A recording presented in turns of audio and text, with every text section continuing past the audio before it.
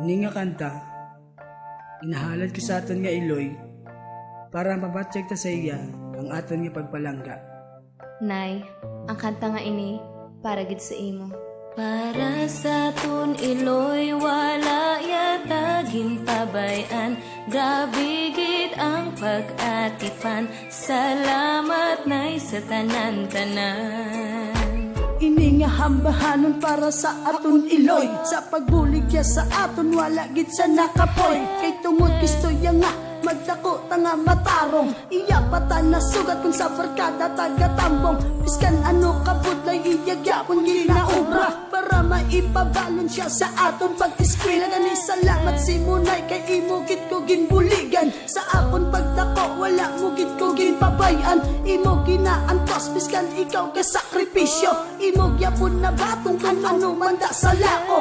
Tanan nga pagpalangga imo gid ko ginhatagan. Ikaw katudlo sa akon sang insakto nga alagan. Gani ikaw lang gid janay ang akon nga inspirasyon. Biskan ano pa matabo hindi ta kapagbaylohon. Kaysa akon nga matada mo na luha nga nagawas. Diri sa akon dughanay hindi ka gid mabanas. Para sa tun iloy, wala yata ginpabayan.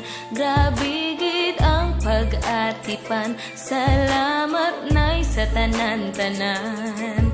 Tani pasensyahon muna ang akong ginhimo. Hindi na napamatabo mga sala nga nahimo.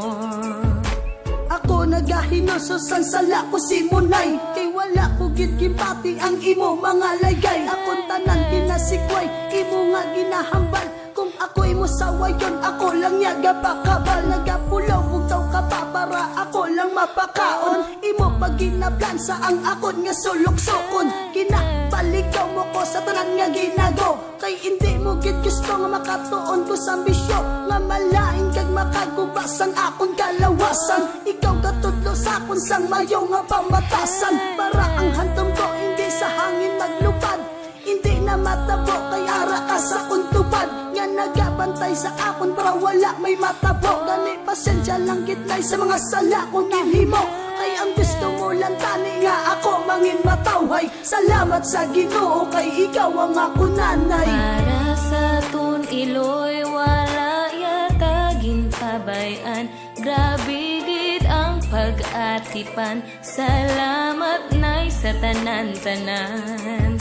Tani pasensyahon muna ang akong ginhimo. Hindi na napamatabo mga sala nga nahimo. Mensahe para sa iloy, ang ginobra ko nga kanta. Kay biskan ano kabuday siya lang gid ka baka para kita lang mapakaon kag kita mapa-eskwela. Pero ano ang rasyon siya pa ang aton ginakontra. Ang iya nga saway nga awala ta ginabati. San ta wala mahambal kaya sa iya nga mag-sorry. Gusto nila sa uli hindi ta mabudlayan, pero ila ginatudlo ato na tinuntuhan. Ato nga ginuyangan ang ilang nga pag-atipan. Nga kung sila madula sa aton hindi ta na matilawan. Ang pagpalangga nga sa aton lang nila gintupo sa badako lantas ang tarong bala na sila mag-antos. Gani kita magpasalamat sa aton nga ginikanan. Kag mangayo ta pasensya nga halin sa aton dugan. Para iya mabatian kag iya man nga batunon. Hindi ta na paghulton nga siya madula sa aton. Para sa tun iloy, wala yata ginpabayan. Grabe gid ang pag-atipan. Salamat nay sa tanan-tanan. Tani pasensyahon muna ang akong ginhimo. Hindi na napamatabo mga sala nga nahimo. Para sa tun iloy, wala yata ginpabayan. Grabe gid ang pag-atipan. Salamat nay sa tanan-tanan. Tani pasensyahon muna ang akong ginhimo. Hindi na napamatabo mga sala nga nahimo.